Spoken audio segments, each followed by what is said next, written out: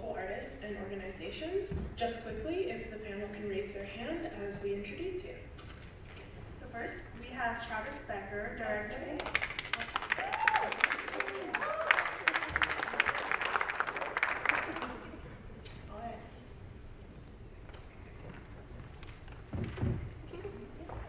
We have Travis Becker, Director of the Lionel Pinto Blair Center at the University of Santa Cruz.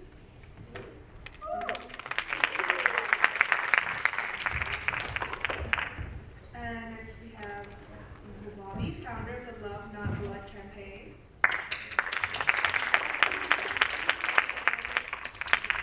And from Codera SF, Jacqueline Gutierrez and Isa Angeles.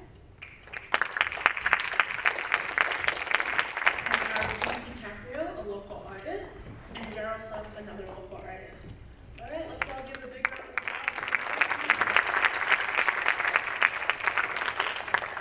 applause. Thank you all so much for being here. We were asked to put together a list of 3 to 5 tips that we had for teens and youth. But I always want to just sort of acknowledge and say that I always feel funny as an older person coming in and giving youth advice, because when I look back on the history of traditionally marginalized folks, youth always lead the movement, so I kind of feel like we should be listening to all of you. So I feel weird being up here in a space to give advice, but I'm excited to be here. And speaking of youth leading movements, how many folks in this room, by show of hands, have heard the name Sylvia Rivera before? Just by show of hands. Got a few folks. Okay, how about Marsha P. Johnson? How many folks have heard that name before? Okay, so for those who didn't raise your hands, Sylvia Rivera and Marsha P. Johnson were 2 trans women of color who are credited with basically starting the Stonewall riots in 1969 in New York City, which is by many considered to be sort of the start of the queer and trans civil rights movement, right? And what I like to point out that I think a lot of people don't know about Sylvia Rivera and Marsha P. Johnson, Sylvia Rivera was an 18-year-old Puerto Rican and Venezuelan trans woman, 18 years old the night of the Stonewall riots, right? So this was a time when it was illegal to serve queer and trans people drinks in bars. It was illegal. You couldn't serve them. So imagine being 18 years old and you're starting a movement, right? And Marsha P. Johnson was a black trans woman, and she was 24. So when you may feel as a youth that you don't have a lot of power and that you don't have a lot of ability to move things, I hope that you can sort of challenge yourself to reflect on the fact that youth have always been at the front of our movements, and they're always sort of holding it down. So my 5 tips. 1, unlearning is just as important as learning. So we all know that we grow up through a system, and we are taught various things. I can remember being in 1st grade and people telling me that Pilgrims and Native Americans sat down and had like a really nice meal together, right? That's what we're told in like elementary school. And then you get to like middle school and they're like, well, it's a little bit more complicated. High school maybe, and then you get to college, and then if you make it to college, if you have access to make it to college even, you find out that's all just this big lie, right? And that it didn't go down like that at all. And so I think that one of my messages to folks is that unlearning could be just as hard as learning, right? Because you have to unlearn some stuff that was embedded in you for a really long time, right? So a lot of the folks in trans communities right now breaking down this gender barrier of just man and woman, right? The idea that there's just 2 genders. We know that it's much more expansive than that. But that takes some unlearning for folks who grew up in a society that taught us that there's only 2 genders, right? So unlearning is just as hard as learning. 2, self-love, self-respect, and understanding oneself comes first before you can do anything else for others. And this is a lifelong process, right? So I want to reiterate that to folks. And I don't know, RuPaul says it better than I can. If you can't love yourself, how in the hell are you going to love somebody else, right? So the world doesn't always teach us to love ourselves, right? So there's some unlearning even in that process, I think. But yeah. 3, do not dispose of those in your own community. Nobody is perfect, all right? So I'm not going to tell you what to go do with people in other people's communities, because I think we can engage with each other in different ways across identity. But for folks within your own community, right, elders and others, people make mistakes. People don't always use the right words. People don't always say the right things. It's okay to get angry. It's okay to get frustrated. It's okay to say, I'm going to take a break. I'm not going to mess with you for a minute. But if it's someone from within your own community, right, you got to come from a place of love and eventually let that person back in, right? So I know that calling people out is really big right now, and I agree with a lot of people that need to get called out. I also like to play with the idea, too, of calling in versus calling out, right? So calling in being something that you do as you call someone in a way that is done with a little bit more love, right? But I also don't really believe in that binary of just calling in, calling out. I think it's all sorts of complicated. You can do all sorts of different various ways of that. But with folks in your own communities, right, especially in communities that are historically marginalized, communities that don't get taken care of, we can't really afford to be disposing of each other like that, right? And that's kind of reinforcing the prison industrial sort of cycle on each other, right? You did something wrong, I'm gonna throw you away forever because you're not worth anything. I don't believe in that. So my advice would be within your own communities, don't dispose of each other. 4, the platinum rule versus the golden rule, right? How many people have heard the golden rule? Which is treat others how you would want to be treated. Okay, cool, that works, right? But I like the platinum rule, which is treat others how they want to be treated, right?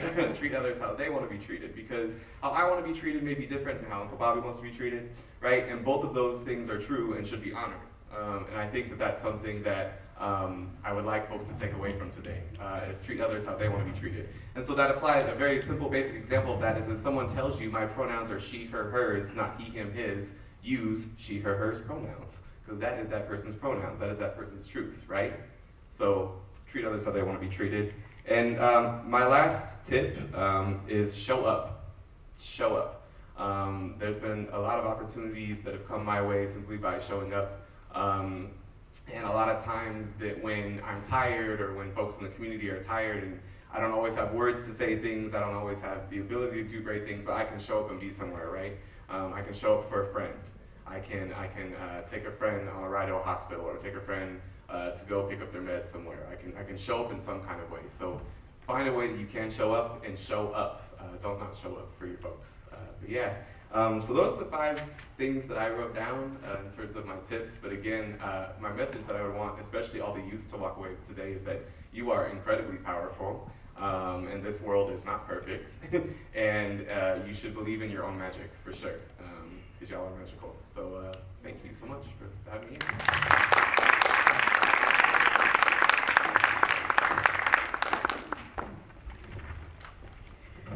Next we have Uncle Bobby, founder of the Love Not Blood campaign.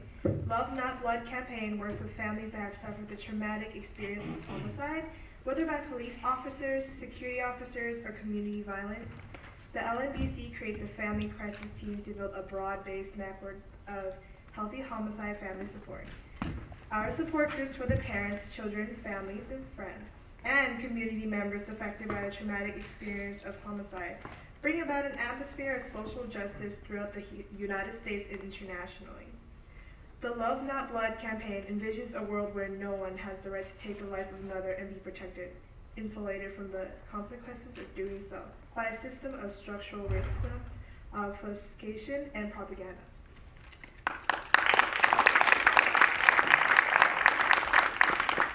Well, thank you.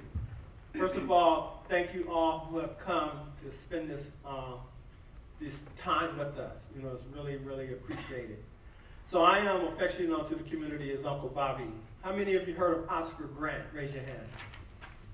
Okay, pretty much all. How many of you actually seen the movie Fruitvale Station? Okay, not all of you. So the tips that I'm going to share with you has a lot to do with what happened with my nephew on the Fruitvale BART platform on January 1st, 2009. So just really quick, just so that you'll know, he was murdered by Officer Johannes Mesley. But because of the community embracing us, standing with us, crying with us, going back and forth to court with us, but most importantly, utilizing their First Amendment right to speak to that very injustice, for the first time in California state history, an officer was arrested, charged, convicted, and sent to jail. First time in California state history. That's significant. But how did that come about? So for those who have not seen the movie, and for those that don't know, you can just Google Oscar Grant name and see that there was a video recording that took place that brought about this essence of what that police murder looked like. And so it becomes critical that everywhere I go, share with you the importance of your cell phone. And if you happen to have a camera or a video recorder, how important it can become a tool to help a family that has suffered the wrongs of the pain of a bad police officer. So my tips for you today is, first, that app that's behind us, you can actually go to your Google Store or your Apple App Store and download it, because you're going to have a walking law library in your hand, and it will actually help you understand your rights if you encounter this situation of dealing with the police. So really take note of that. But this is what I'm going to share with you. So when witnessing an interaction with a law enforcement officer, you have the right to film, photograph, record law enforcement officers while they're engaged in their law enforcement activity. You have that right. Remain at a safe distance from any law enforcement encounter you are documenting so that you do not physically interfere with the activity. That's important. Make sure you're not violating any laws while filming, such as jaywalking or even trespassing. Tip number 2. If you have been stopped, questioned, or searched by a law enforcement officer, this is what you need to know. Remember, anything you say or do can be used against you. Think carefully about your words, movement, body language, and emotions. Don't get into an argument with the officer. Extremely important. Stay safe. Don't do anything the officer might perceive as a physical threat or reaching for a weapon. Keep your hands where the officer can see them. Never physically resist or touch an officer, even if you believe they are acting unlawful. Never run from an officer. 4, assert your rights. Do not consent to any searches of your person or property. If an officer searches your person or property without consent, say clearly that you do not consent to the search, but never physically resist or pull away. If you want to leave, ask if you're free to leave. If the officer does not answer, ask again. Tip number 5. If you are arrested, ask for an attorney immediately upon your arrest and ask again if the officer reads you your rights or start to question you. Make sure that you tell the officer clearly that you want to speak with an attorney and not with them. Don't make any statement regarding the incident without an attorney present. Avoid making statements about your arrest or ticket to a friend or a family or on the internet, such as email, Facebook, Twitter, etc. Number 6, tip number 6, file a complaint. Don't tell the officer on the scene that you're going to file a complaint. File a complaint later. Write down everything you remember ASAP. Remember the officer badge and patrol car number. Try to find a witness and their names and phone numbers. And if you are injured, take photographs of the injury as soon as possible, but make sure you seek medical attention. These tips can possibly save your life. Because as we see across this country today, and this is not an indictment to all police officers, but there are some bad police officers. We have to be clear about that. But what becomes real important is that you understand your rights so that you can survive that stop and then later file your complaint. That complaint is critical because that helps us identify those officers in our community that have a history of abuse. Without that complaint being filed, that officer goes unnoticed, and as we know, can result in another young person being murdered by that same officer had you have filed a complaint. We are our brother's keeper. And in order for us to really solve this problem, this divide that we have, we must become our brother's keeper. Your video can actually help a family identify what happened to their child and give them the hopes that they can get justice, especially if we know what happened to that child was wrong. So we as a family, Oscar Grant family, myself as an uncle, say thank you to all of you who took a moment out of your life when you saw what was happening on that platform, the Oscar Grant, to pull out your cameras and video record and then upload it to YouTube, begin to call our attorney at that time, and even reach to search for us so that we can actually have that video to witness, sadly, but to witness what happened to my nephew. And it was because of that video, the only reason, the real only reason why we were able to get the door cracked. We don't call it a victory, but we do call it historical. Because a victory is when we actually have stopped the murder of young people in this world. So it's my hope that these tips can help open the door for you to understand your rights, to download this application and to share with your friends, because that tool in your hand can save someone's life. Thank you.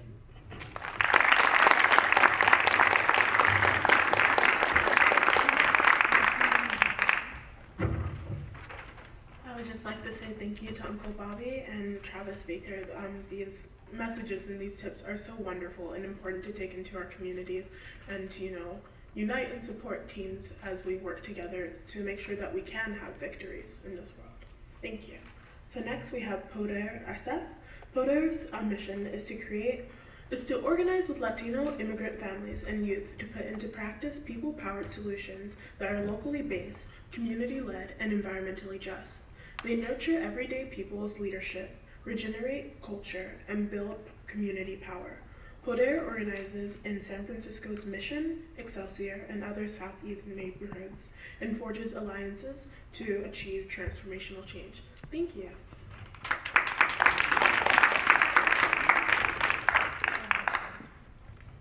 Hello. Hi. Wait, why am I standing up? I thought I was about to give a speech. Hi, my name is Inksa. I'm 16 years old. I think I'm the only teenager here on this panel, but it's okay, represent. First of all, I would just like to take the time to really quickly acknowledge and recognize that we are on indigenous land right now. Me and Jackie's topics, the topics we were assigned were environment and immigration, and how we can really relate those and bring them together, because you cannot talk about one without the other, truly. And really just honoring our ancestors and the fact that we are on an indigenous land right now. I myself am from not an indigenous tribe of North America, but from Mexico and South America. I'm Zapotec and Inca. And really just giving thanks for this space that we've created all together. We're really, really thankful for you guys being here, all the youth. This is really something that's amazing for us. It really empowers us as youth. As a young person myself, I'm really thankful for you guys being here, for your presence, for your energy. I believe that also all the youth in here are also really thankful for all of you guys. So our first, my first topic, I guess, was honoring the earth and our ancestors. And I already said that, I already talked about that. The recognizing that we are on indigenous land, and that borders are imaginary, that they are only social constructs, only things that have been created to separate people, like throughout history. And that we do not own the land owns us. We really, native peoples around the world have cultivated and lived on land for thousands of years, and it's beautiful to see how much change has come about this same land, but always remembering that it did belong to somebody else before us. What else? Food is cultura. Food is culture, and decolonizing your diet. So decolonizing your diet means really starting to think about the ways in which we are oppressed in this country as people of color. A big part of our oppression comes from food, and food has always come from our environment. It was always cultivated and nurtured, and it was always fresh, and so really trying to revert back to that. A lot of, nowadays we have a lot of all this genetically modified food, and it does not do good to our bodies. It does not nurture us the same way that, say, food that was grown in our homes did. So really learning about plants and crops that are ancestral to you, growing your own food and medicine, and respecting those who grow and harvest your food. And also action steps like really shopping at local markets to reduce your carbon footprint and supporting your local economy. So yeah, I'm gonna pass the mic over to my friend, Jacqueline Gutierrez. Thank you, Isa. And it is very powerful that I get to share the space with Isa. Isa is one of the youth in the Poder Common Roots Youth Program, so it's awesome that we get to share the space with all the panelists. But we haven't done this together, so this is really fun. I'm really proud. But touching on Isa's points, right? Really acknowledging the ways in which we're living in now, connecting this to like our environment. Our environment is really everything that we see, that we breathe, that we live, that we communicate with, whether that's like human, non-human, plant, or whatever, right? So really trying to connect ourselves with that aspect, right? And with that, we kind of, we're both from San Francisco, born, few of us, are left in the city, and we're kind of really, really feeling those impacts. And I want to reference this art that was made by Julio Salgado a couple years ago with a collaboration for Poder. And I just feel like it's so representative of some of the stuff that we're as young people, as families in San Francisco are up against. How is affordable housing part of our environment, right? Often when we think of like environment, we think of like protect the forest and save the trees, which yes, we should do, but also acknowledge as urban folks, like we know a different situation. As urban folks with maybe less resources, lower incomes, our definition of environment looks different, right? Feels different. So really acknowledging that for us, environment has to be healthy, right? I like to define environment as like place you play, live, go to school, work, where you're raising your family, where you're meeting your friends. So how is housing, how are we being disadvantaged by all these evictions, right? In San Francisco, we have seen the mass evictions, which you can literally call a cultural deportation of people intensely, right? The friends that I grew up with are far away now, right? The black percentage of folks in San Francisco is about 2-3%. And even in these communities that are historically communities of color, let's say the Bayview, that was a naval shipyard, continues to be, it's called the shipyards. That was actually one of the first places that they tested the A-bomb before it was sent overseas. So acknowledging that history and that trauma exists within our land, and folks are living, where the projects are built out there. So really recognizing how city policy and city government has historically purposefully kind of put people in certain situations so that we're not healthy, so that our relationships to each other are not healthy, right? But last night, actually, during program, we were talking about existence is resistance, and I was like, well, how do we get beyond existing? Because we want to be thriving. And it's the strength of our communities and acknowledging the strength of our earth as well as that connection that's going to get us to that thriving point. But I do want to acknowledge that artwork. I love it. I just feel like it's really representative of so many of the battles that we have coming. But another action step I wanted to share. We do have this really, really, really awesome community-led. It's a collective. We call Bicis del Pueblo, which means bikes to the people. And it's when talking about environment, yes, we also have to talk about fossil fuels and like corporations that purposefully destroy Earth and for profit. But we have this collective that was totally created out of like community power, pedal power, if you want to put it that way. But this Bicis del Pueblo program, the reason I love it, and it got me back on my bike. I am terrified of getting on a bike in the city, but it got me back on my bike, and I think it was that sense of community that like really made me more confident. Not totally confident yet, but getting there. But the reason I want to bring that up is because I just feel like it's a really powerful way to reclaim economy. I didn't get my bike through paying for it. I earned it, and by earning it, I mean like I learned the tricks of how to change a wheel and like certain things, right? That's how I actually earned a bike, and a lot of the youth that are in that program as well are getting free bikes through that, through learning that that process of the mobility freedom, right? We call that bike equity. All the bikes that we receive and are able to distribute are bikes that police have collected and are keeping in storage for like years. So maybe a few years ago in San Francisco, through organizing, community-powered organizing, there was a policy that was passed so that these bikes had to be delivered or put back into community hands. So through programs like BC's El Pueblo, Bikes to the People, we're able to like make sure that those assets that belong to community are actually being distributed in a really cool way. And another thing I wanted to share that's also really exciting. I'm really passionate about plants and earth and growing our own food.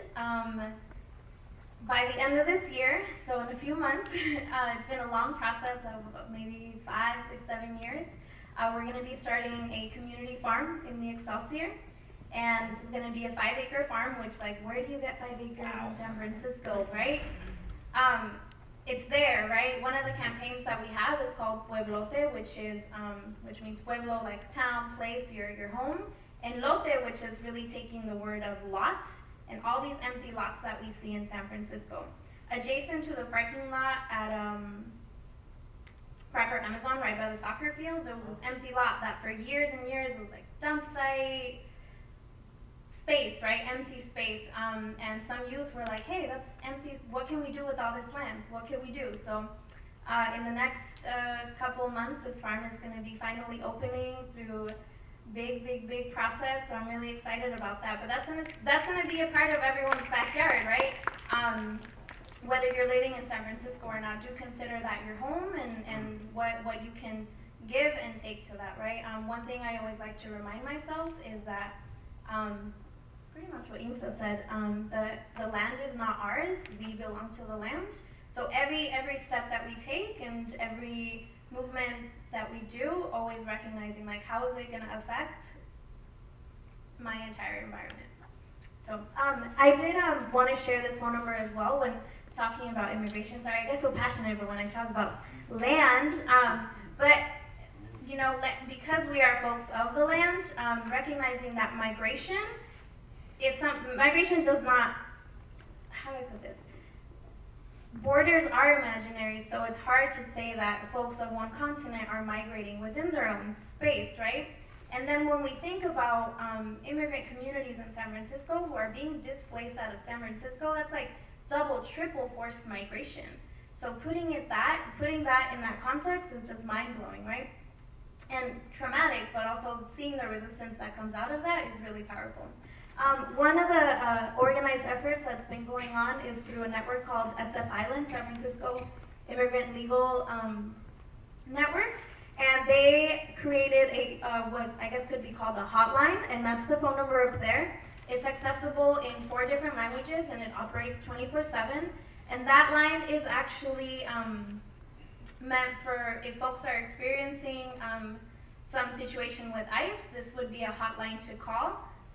They can do raid verification, and they would be able to legally assist any victims with legal aid and lawyers. So I would recommend writing this number down for future incidents if something happens.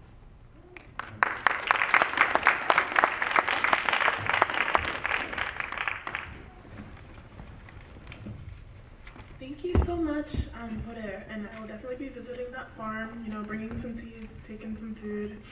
So, next we will have CC Caprio.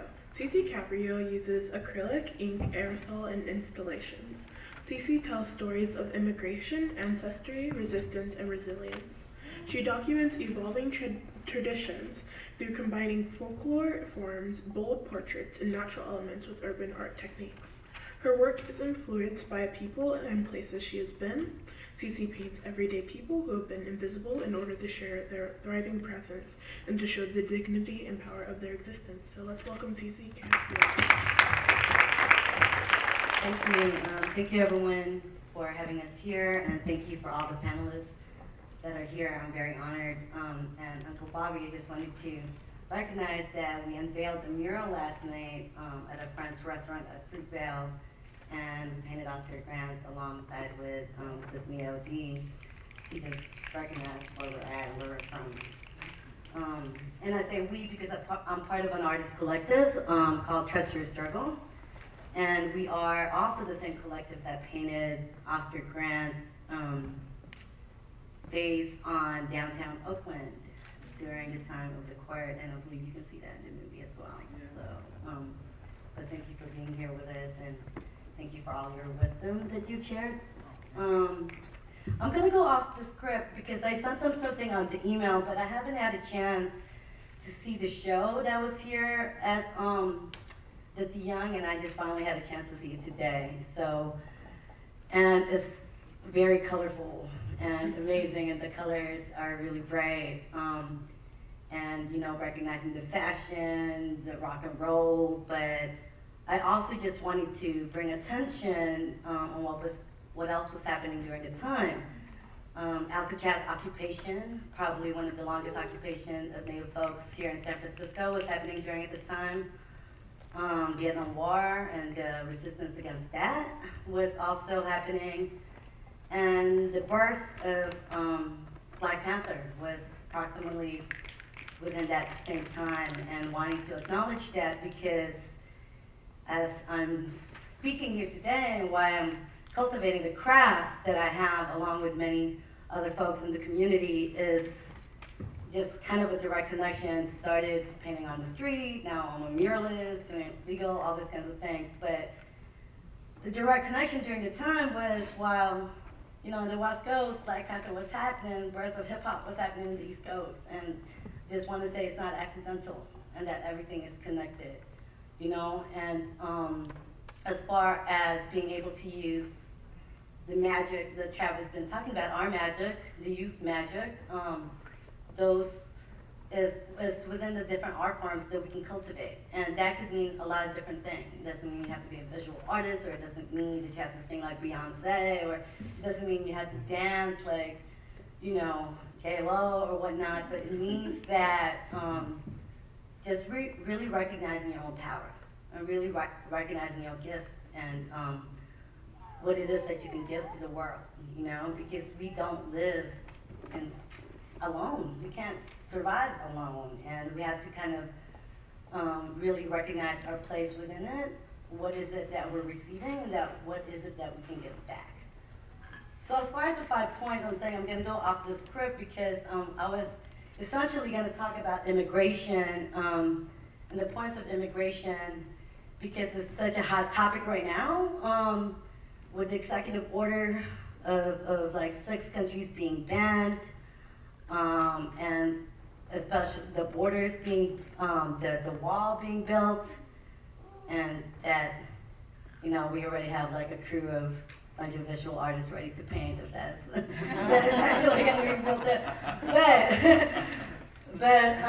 But seriously, and it's all connected. It's all connected. I mean, I wanted to kind of talk about that because of the state of the nation in which we're in right now is really intense, and you know, it's kind of triggering back a lot of different traumas that, you know, we're still healing through. I know that Baudelaire has been talking a lot about, you know, the trauma that a lot of marginalized communities deal with, but I think us as a society also deal with a collective trauma, and that's constantly being triggered with the different things that's happening in the world right now. And being able to deal and figure out how then can we as individuals also partake in the actual healing component of dealing, not only dealing with those trauma, but actually creating the world that we want to envision, that we envision, that we want to live in, you know?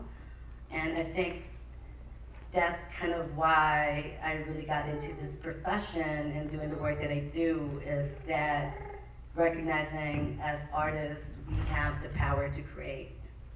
In our case, myself and the people I paint with and the community that we partner with, we create images on the wall, you know, representing communities, representing their stories, representing their message. We consider ourselves visual translators of the stories and the histories that are often untold.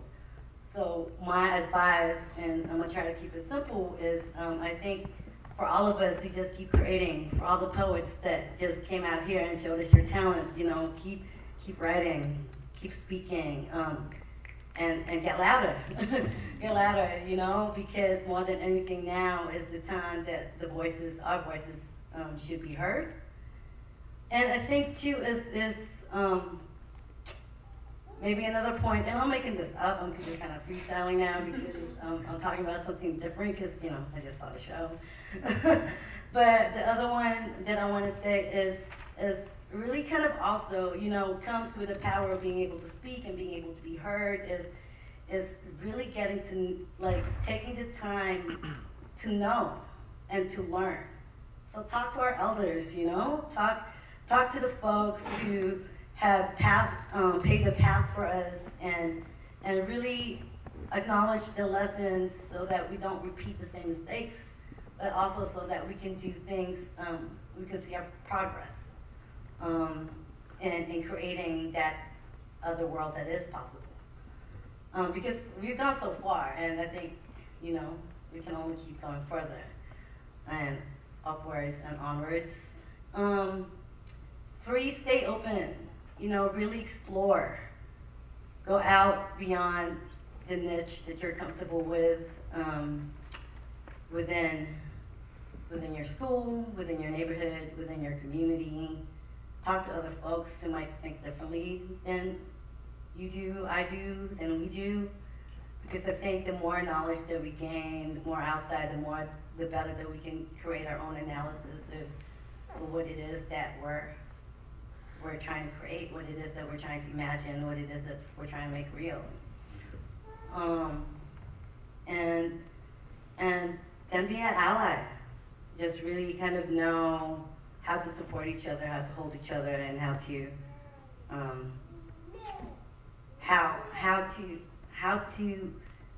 create a world that each of us wants to be part of. So as an artist, you know, I'm creating it by colors and lines on the wall, but I think as people, we all have different gifts and different skills that we can share to actually make that imagination, whatever it is that we imagine, to be real. And if anything else, those are the only thing that actually ever started any change at all. So that's kind of my 5 points right now.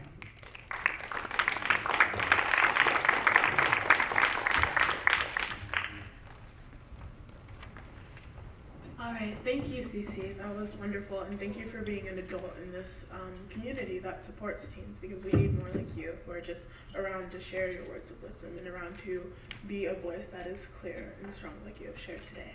So our last panelist will be Yaro Slaps.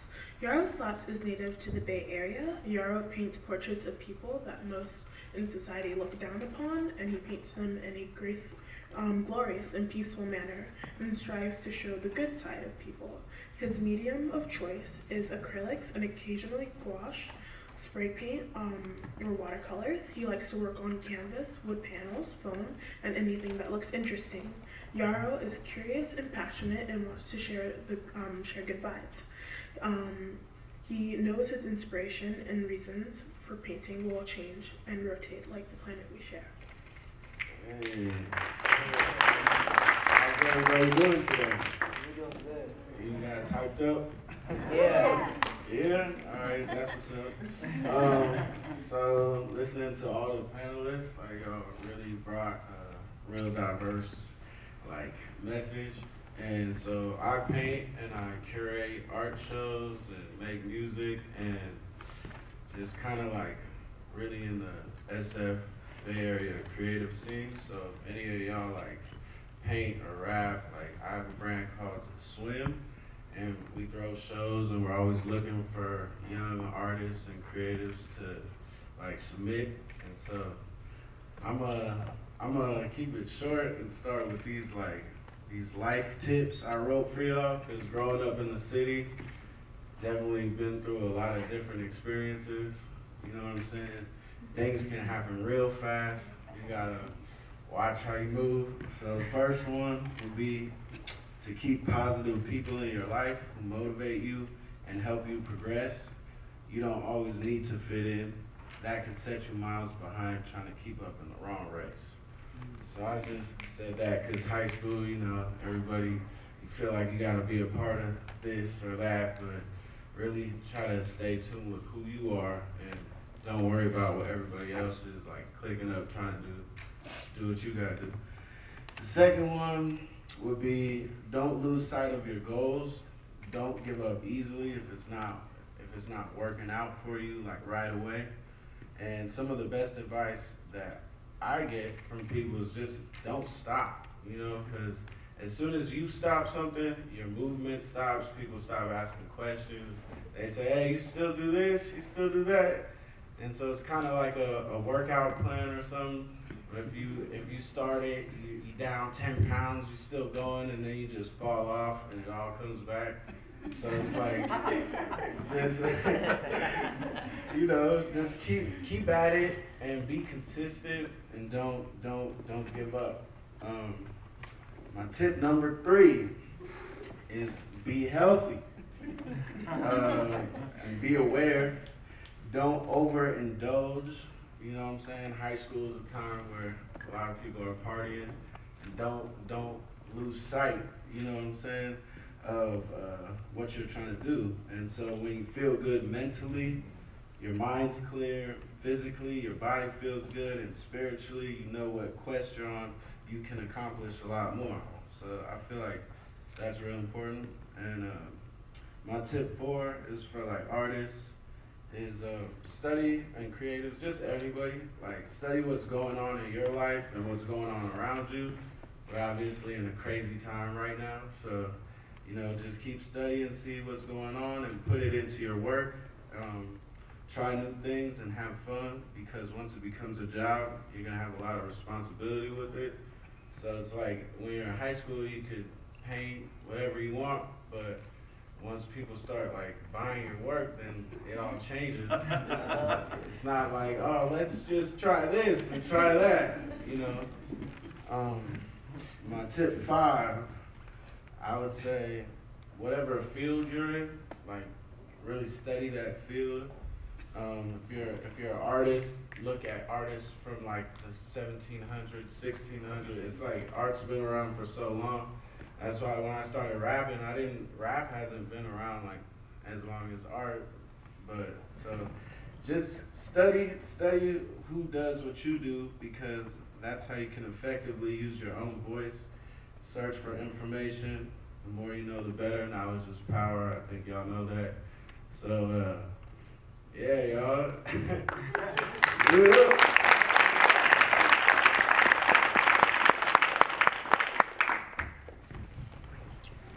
I just started off, all right? Okay, so, again, thank you all for being here. It was really amazing, and, you know, I think one of the most important things that we have to learn as teens is that we can trust the elders in our community, because for some reason there's a lot of distrust among, you know, different age groups, and I feel like just seeing all of you here really reminds me that I have people in this community to trust. So my question to you guys, if anybody wants to answer, free for all, is, you know, what different artists inspire you, especially since we're in a museum where we're showcasing art, you know, what artists or rappers or writers inspire you to be who you are right now and to be where you are right now? I'll take that on just because it's actually one of my teachers' birthday today. And her name is Juana Alicia. And for those of you who haven't had a chance to get to know her name or get to know who she is, I would suggest just walk around the Mission and just see her work. She's one of the 7 women who painted the Women's Building on 17th and near Valencia. I don't know exactly what street. But she's also a teacher of mine, and I look up to her because, you know, she's not one of those like artists that I read about in the past. She's here living, and she's actually like could climb up the scaffolding faster than we can. So I'm like, yo. Like, I just want to do that, you know, and she's still doing it. And I think what I love about her is that she paints stories. She paints stories of the folks and people who sometimes don't always have the opportunity to tell their own stories, or sometimes it is stories that she is connected with and that she is part of. But beyond that is that her work, she just keeps getting better. And so it makes us all, I mean, you know, I know y'all are teenagers, but sometimes people still consider us youngsters, you know, even right? But we're like constantly like still running after that, you know, just trying to get better. And I get what you were saying, like sometimes within different generations, there's trust issues that creates tension. And I think that it needs to be acknowledged for one thing, but also we also need to just figure out how to move beyond that, because there's so much that we can learn from each other, both as young people being able to teach us younger people and the older people, whatnot, because knowledge is kind of, it's like everything else, doesn't have borders, and it doesn't have like time limits. Like, it's knowledge that we can keep learning and like sharing amongst each other, and we each all have something we can share. Just one of the people that check her out, one of Lucia. Thank you. If I can add, Harry Belafonte's mentor is Paul Robeson, and I'm gonna mess up his quote, but I'll try to paraphrase. He said basically, artist is the radical voice of civilization. So for me, I may not have a particular artist name in mind, but community artists, muralists, like what you do, you know, take the issues of today's time or of their particular time and bring it to life on a wall. And it actually creates within us a consciousness of the issues that are happening today. And so, you know, when I think about that quote, it really tells us just how powerful artists are in our lives, in this world. Because the artist can transform us, it can elevate us to the issues that exist from the youth. I mean, you know, you can see that and unconsciously develop an understanding of the issues of the time. You know, and so I like what you just shared earlier about going down, seeing the art display, and then connecting it to what was happening at that particular time. Because we can't forget that. You know, though the movement was taking place about love and all that, real colorful, but there was also some trauma going on. You know, and that artist, that particular artwork has to also be shown for us to know that it wasn't always peaches and cream. Thank you so much. Okay.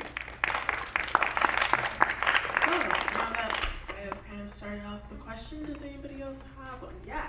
Okay. There you go. So do you just want to say your name and your age?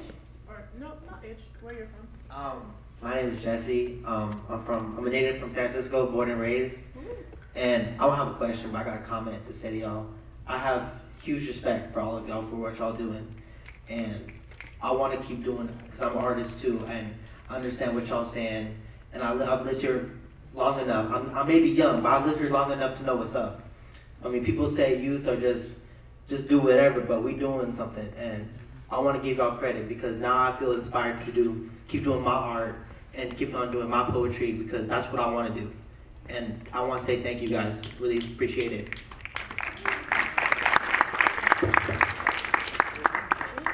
All right. Anyone else have a question? Oh, awesome. Okay. Walking up these. Okay, thank you. I appreciate it. I could have fallen, it would have been fine. All right. Hi, I'm from San Francisco also. I want to pursue something that isn't relatively something that is the norm. And I know a lot of you are like rappers and artists, something that isn't something that your parents might have envisioned for you in the future.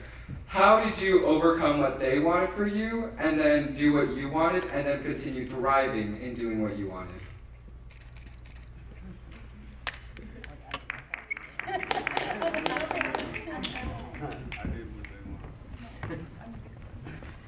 Yarrow's parents are artists. I did what they wanted. I just started practicing art like about 10 years ago. I mean, I've always drawn or whatever and painted what I can, but professionally, I've only started about doing it 10 years ago. I graduated with an environmental law degree, actually. But I think I A little bit about myself that I guess I didn't have a chance to share. I was born in the Philippines, raised in the village, and came out here when I was 12 to San Francisco, 30th and Mission, and then moved around after that.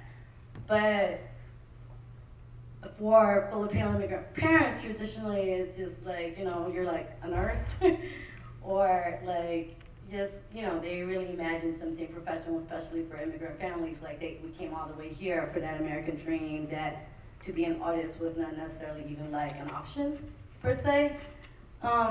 But for me, I just kind of kept doing it. I was doing other things, but I just kind of kept doing it. And it was until after college that I actually started practicing it professionally, where like, you know, the homies will actually pay for me to paint on the wall kind of stuff. And then I just started hanging around with folks who are actually doing it and just learning from them. So I've learned painting just kind of on the streets, hanging out with my folks. So I think that every parents and every family is a different situation, but I do have this one night that I remember my mother, it was like 4 o'clock in the morning, I'm still kind of like can't go to sleep, whatever, and I was at, my parents stayed back home in the Philippines and I was visiting them.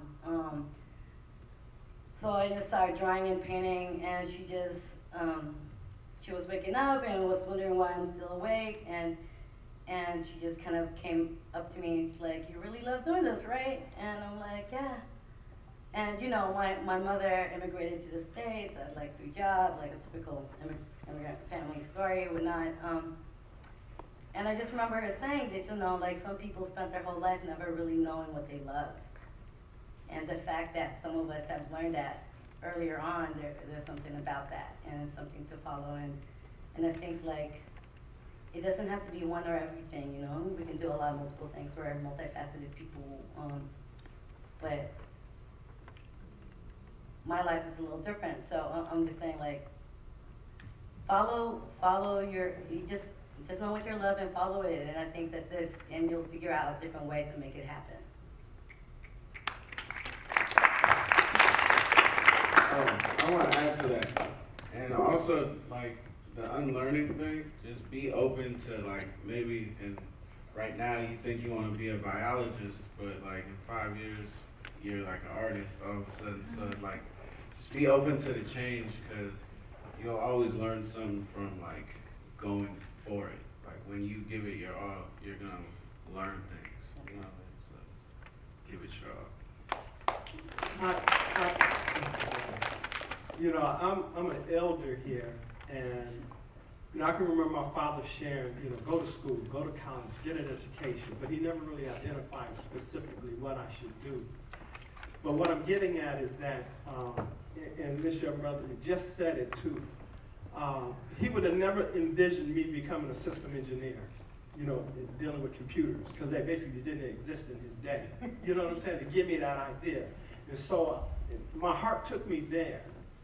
But my heart also has taken me in a different direction based on the tragedy of what we experienced in 2009, you know, January 1st, when my nephew was murdered, where I have become much more knowledgeable of community activism and what that's all about. But also, I have a son. And I can remember me sharing with my son, and this is food for thought. I've always, when he was in school, Xavier in New Orleans, getting his BA, and he was telling me he was considering teaching. I'm like, why teach? There's no money in it. You know, that was my initial thought. Why teach? There's no money in it. He said, that's what I feel in my heart. You know, I'm like, okay. So I just bagged out. He got his BA, then he went on and got his master's, and he's been teaching. And I'm like, CJ, we call each other CJ. CJ father, he's CJ son. But anyway,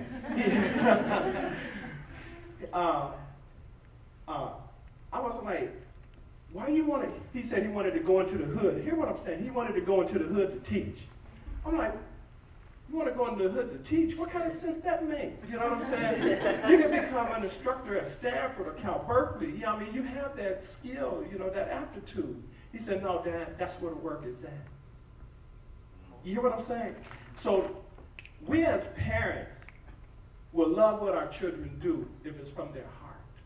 So no matter what your decision is and what you choose to do in life, you see what I'm saying? If that's what makes you feel good, we fall in love with that. I love my son because he taught me something. You see what I'm saying? I was caught up in this system of getting a degree, being miseducated, and thinking that money was all else, you know what I'm saying, made everything. But he says, no, it's much more than that.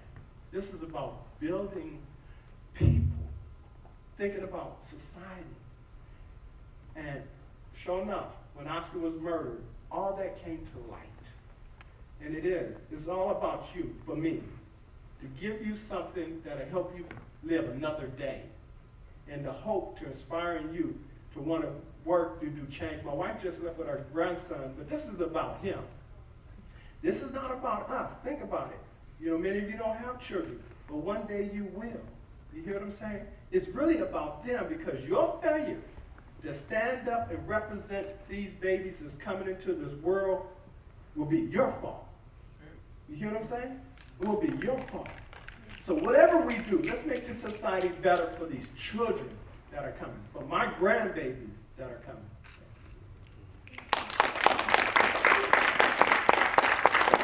Well, that all kind of reminds me. I worked at a school for about 5 years at an elementary, and I loved it. It was probably the hardest thing I've ever done, probably the hardest thing I ever will do, but I loved it, right? And from a very, very young age, I knew, I'm like, okay, cool, I really like my teachers. That's who I want to be. But being at that school also made me really acknowledge and appreciate that learning happens outside of the classroom in a really, really beautiful way, right? So I think when we're young, we don't always acknowledge that, or we think of our identities maybe through a career path or through whether we went to college or not, and not always, you know, the most fruitful way to experience our lives, right? When I was working at this school, and I was working with kinder through 5th grade, I had them all. I just really, I remember thinking, I think someone asked a question like, what do you want to be when you grow up? And people were like, this and this and this. And I'm like, well, what about the teachers and what about the community organizers? What is a community organizer, right? I struggle trying to explain that to my parents too. Like, well, I garden and I also work with youth and I go to all these marches and they're all family friendly. So it is kind of this situation I try to explain, but it is about passion and it's about love. And I feel very lucky to be able to like surround myself with that, because that's what keeps me going every single day, right? So it's like, darn, like back-to-back meetings, but tomorrow I'm going to this march and it's going to be amazing. Or tomorrow I'm going to see this farm come to life and it's going to be amazing. Maybe those aren't your passions, right? Maybe your passions are in engineering and this and that, but just acknowledging that it's not always tied to what we graduated in or what we studied, right? Right, you studied environmental law, but you're in the environment, right? So you're enacting whatever you learned in a different way, and that's beautiful. Inksa, what are you interested in studying? Oh my God, that's such a hard question. That's such a hard question. I have no idea what I want to do. Right? And wait, no, you're learning, right? But I know that I love people, the environment, and animals. That's it. That's all basically.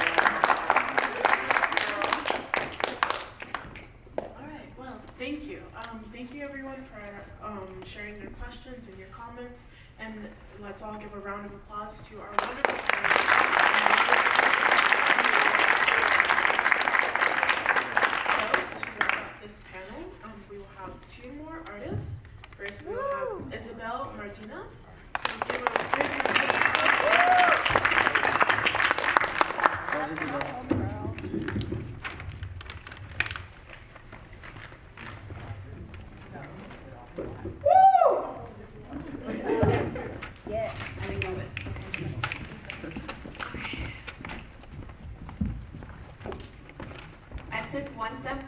And a world that was hidden from me appeared out of the shadows. No longer aware of my feelings because society wants to fit them to the others' likings. I feel the pressure of the people in this world judge every inch of my body. Your curves need to be slimmer, tighter, society shouts as the words float into my ears. I am a woman, or through society eyes, I am a servant to all men, to clean, cook, and love every man that's in my life because that is what us women are taught. We are taught to love the opposite gender because otherwise we will bring shame upon our families. But I'm done following society's footsteps. I am deciding my own path, and I will tear up all stereotypes that stand in my way and to try to define me. And I will love who I want to love because love should not be defined by gender, but by how you care, cherish, and love one another. I will face my fear and climb this ladder until I have reached my hope that everyone can take hands and form a circle that will be unbreakable by the hatred this world will throw at us. I am putting my foot down and taking the hand of equality and let it lead me and many others to a place where peace grows all around us, where the air smells of comfort and acceptance. This is mine and many others beginning to meet equality face to face.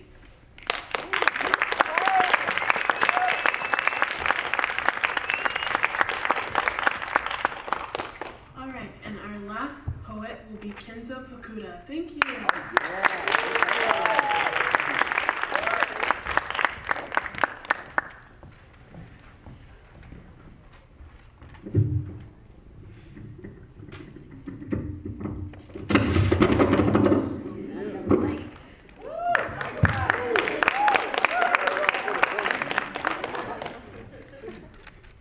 This is called I Carry My Weight in Gold. They found me buried beneath the mineral-rich soil, dusted my edges like the wind blows sand, placed the ingots of my body in a cast of iron. It was there he shaped me, molded my form into the proportions he desired. I was destined to carry my weight in gold. He created Leopard, the one who lays in the shade of the trees, waiting to pounce upon the herds of animals. Her golden eyes set their gaze on the bright savanna, watching the sun rise and set, and shadows dance and follow the moving glow. The man in the leather apron set me ablaze, and when he finished, I emerged not as an ingot beneath the mineral-rich soil, but as the leopard, the one who lays in the shade of the trees. The man in the leather apron lifted me to his chapped lips. My little leopard, you have yet to realize this, but the world does not deserve you.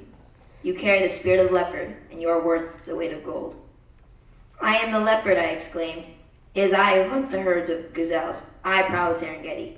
Yes, I am the leopard, who is worth the weight of gold. They placed me on one side of the hollow brass scales.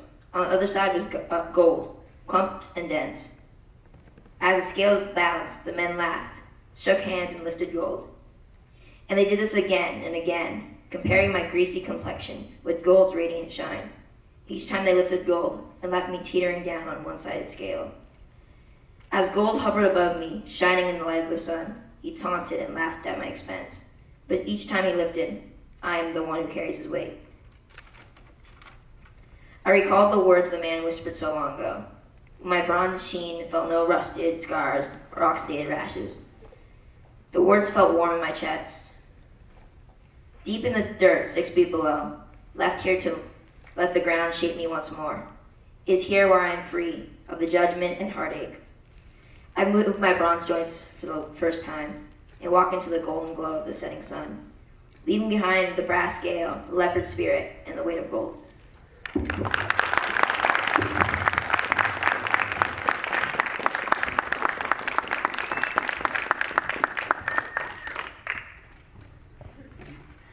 Well, I want to say thank you very much to everyone for attending today. That was a really awesome poem.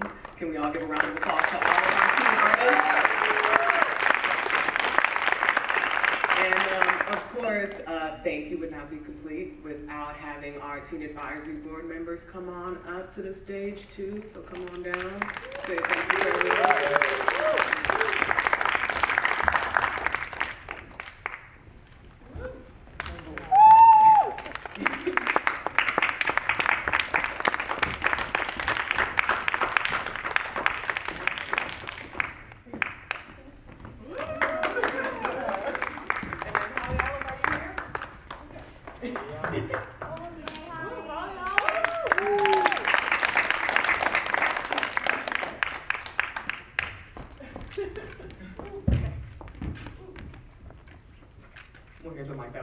But yeah, from all of us, from the bottom of our hearts, the depths of the sea, the heights of the heavens, we really want to say thank you for attending, participating, and everything you brought.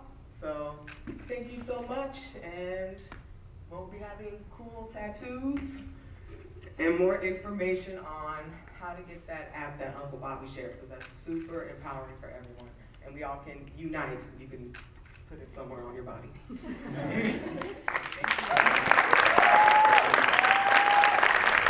I would just say that we still have art making and conversation starters in the galleries, so join us. We're here till 5 o'clock, and see you again sometime at the museum.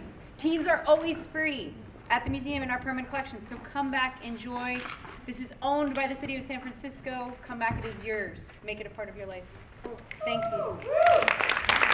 Thank you.